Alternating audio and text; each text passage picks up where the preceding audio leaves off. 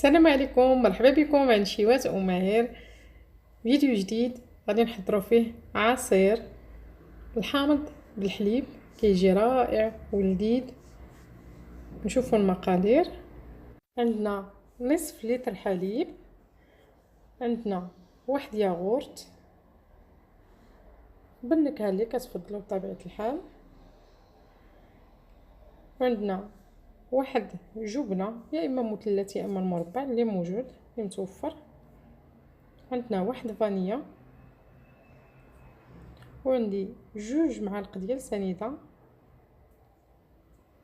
حسب الذوق المهم، وعندي حامضه مبشور حامضه وعصير حامضه. نفس الحامضه غادي نحكوها وغادي نعصروها. غادي نبداو بالعناصر الاولى، غادي نديروهم هما الاولين يطحنوا. غندير سنيده كما قلت لكم حسب الذوق. اللي كيبغي الحلاوه بزاف يقدر يزيد، واللي ما كيبغيش هذه راه صراحه جا المذاق هو هذاك، ما جا حلو بزاف ما جا حامض. والمبشور الحامضه او قشور الحامضه وعصير الحامضه اللي عندنا. كاين الحامضه اللي كبيره غادي تعطي اكثر من هكا، كاين الحامضه اللي كتكون ناشفه.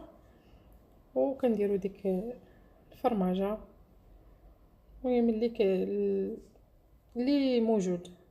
كاين المثلث ديروه، ما كاين هذا المربع تقدروا ديروا 2 معالق ديال نيدو، او مهم على حسب الموجود في الدار وصافي. ما كاين شيء ما ديروهش، ماشي ضروري، غير هكا بالفرماج كيجي كريمي اكثر. وواحد ياغورت بالنكهه اللي وغادي نضيف ديك لا فاني اللي كاينه، الفانيا اللي غادي نسمو بها. وعاد غادي نطحن هاد العناصر كلها مزيان. علاش خاصنا نطحنوه مزيان هكا؟ على حساب ديك القشيره ديال الحامض، باش فاش نكونوا ناكلوا داك الكريمه اللي كتكون الفوق او داك الياغورت اللي كيكون الفوق ما كيكونش فيه الحبيبات، كيكون رطب. المهم نطحنوه مزيان مزيان. وغادي نضيف داك نصف لتر ديال الحليب.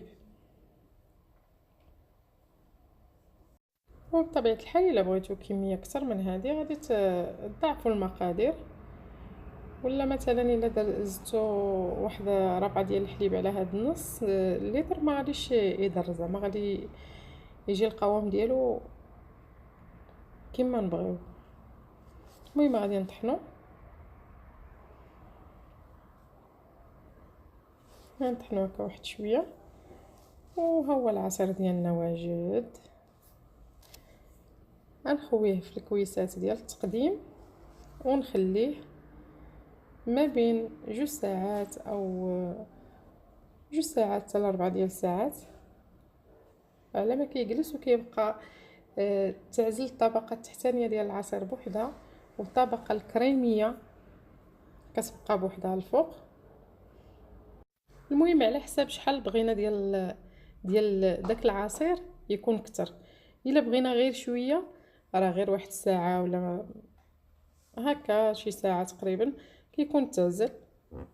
وإلا بغينا يكون العصير اكثر كنخليوه، كل ما خليناه مده اكثر كل ما كيكون العصير اكثر، كيتساوي مع الطبقه الكريميه. صدقوني كيجي رائع رائع.